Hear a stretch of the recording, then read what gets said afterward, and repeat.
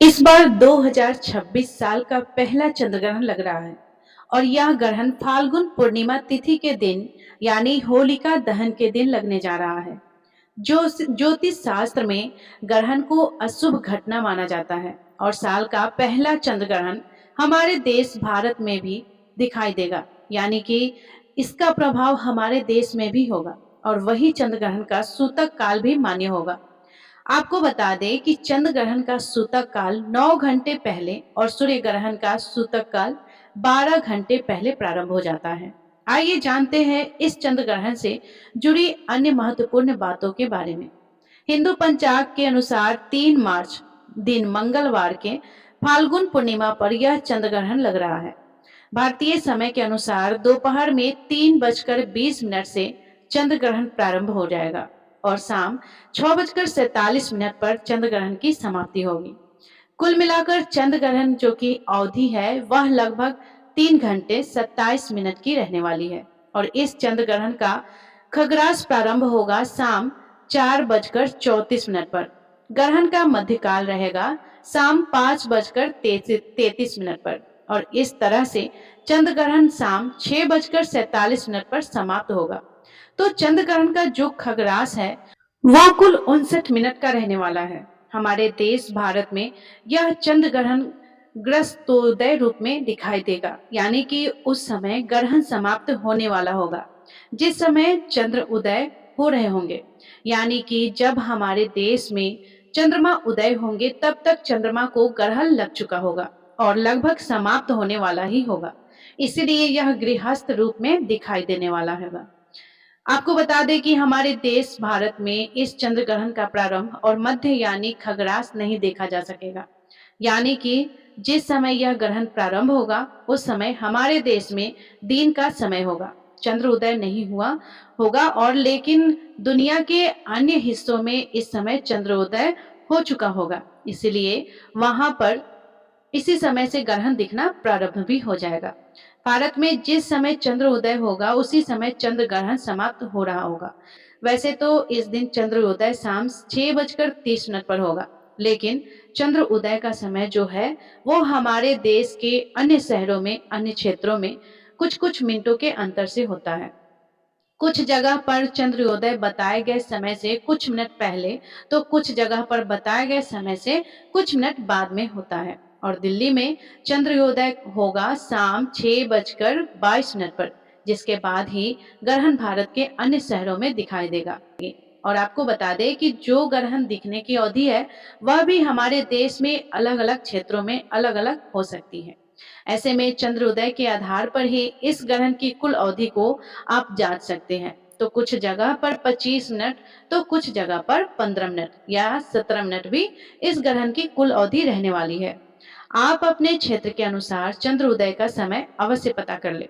चंद्र ग्रहण का सूतक जो 9 घंटे पहले लग जाता है वो ऐसे में भारतीय समय के अनुसार 3 मार्च मंगलवार को सुबह 6:20 से शुरू हो जाएगा, जो कि शाम 6:47 पर चंद्र ग्रहण की समाप्ति के साथ ही समाप्त भी होगा और सूतक काल के दौरान कोई भी पूजा पाठ या शुभ कार्य नहीं किए जा सकते हैं। जहां तक कि भगवान की प्रतिमाओं को स्पर्श भी नहीं किया जा सकता है और सूतक काल या ग्रहण की उपलब्धि में आप केवल मानसिक तौर पर पूजा पाठ कर सकते हैं। इस समय पर दान आप दे सकते हैं और गर्भवती महिलाओं को या जो बीमार लोग हैं उन्हें इस ग्रहण के खास सावधानी बरतने की भी सलाह दी जाती है। ग्रहण के नकारात्मक असर से बचने के लिए सामान्य व्यक्ति या गर्भवती महिलाएं क्या-क्या कर सकते हैं, ये भी आपको बताएंगे। उससे पहले जानिए कि हमारे देश के किन-किन हिस्सों में ये ग्रहण दिखाई देने वाला है। तो भारत के केवल पूर्वी राज्यों जैसे कि बंगाल के उत्तर पूर्वी क्षेत्र, नागालैंड, मिजोरम, असम, मणिपुर और अरुणाचल प्रदेश आदि क्षेत्रों में इस ग्रहण को देखा जा सकता है। इस ग्रहण की खगरास समाप्ति और ग्रहण समाप्ति इन हिस्सों में देखी जा सकती है और जबकि बाकी देश शेष भारत में चंद्रोदय होगा तब तक खगरास समाप्त हो चुका होगा और केवल ग्रहण समाप्ति ही दिखाई देगी। अब जिन जिन क्षेत्रों में हमारे देश में यह ग्रहण नहीं दिखाई देने वाला है, क्या वहां पर भी सूतक संबंधी नियमों का पालन या ग्रहण संबंधी नियमों का पालन करना चाहिए? तो देखिए, अगर देश के किसी भी हिस्से में ग्रहण दिखाई देता है तो उसका सूतक काल पूरे देश में मनाना चाहिए। बाकी आपके ऊपर निर्भर करता है कि आप ग्रहण या सूतक संबंधी नियमों का पालन करना चाहते हैं या नहीं करना चाहते हैं। ग्रहण के दौरान किया गया दान अन्य सभी दानों से कई गुना अधिक पुण्य प्रदान करने वाला होता है। तो इस समय में यानी कि सूतक काल से लेकर ग्रहण की समाप्ति तक आप सफेद चीजों का, वस्त्र का या अन्न का, फिर कुछ ऐसे चीजें, वस्तुएं जो पूजा पाठ के काम में आने वाली है, किसी योग्य निर्धन व्यक्ति को आप दान में दे सकते हैं। या कच्चा अनाज, जिसे हम सीधा भी कहते हैं, यानी कि भोजन बनाने की सामग्री, केवल सात्विक चीजों का दान आप ग्रहण के दौरान या फिर ग्रहण की समाप्ति के बाद कर सकते हैं। ऐसा करने से ग्रहण के दुष्प्रभाव से काफी हद तक बचा जा सकता है। सूतक काल से लेकर ग्रहण की समाप्ति तक काफी लंबा समय हो जाता है। तो इतने लंबे समय तक किसी भी गर्भवती महिलाओं को भूखा प्यासा नहीं रहना चाहिए। केवल जिन समय ग्रहण प्रारंभ होने वाला हो उससे 1-2 घंटे पहले से लेकर ग्रहण की समाप्ति तक चाहे तो आप कुछ कठिन नियमों का पालन कर सकती हैं।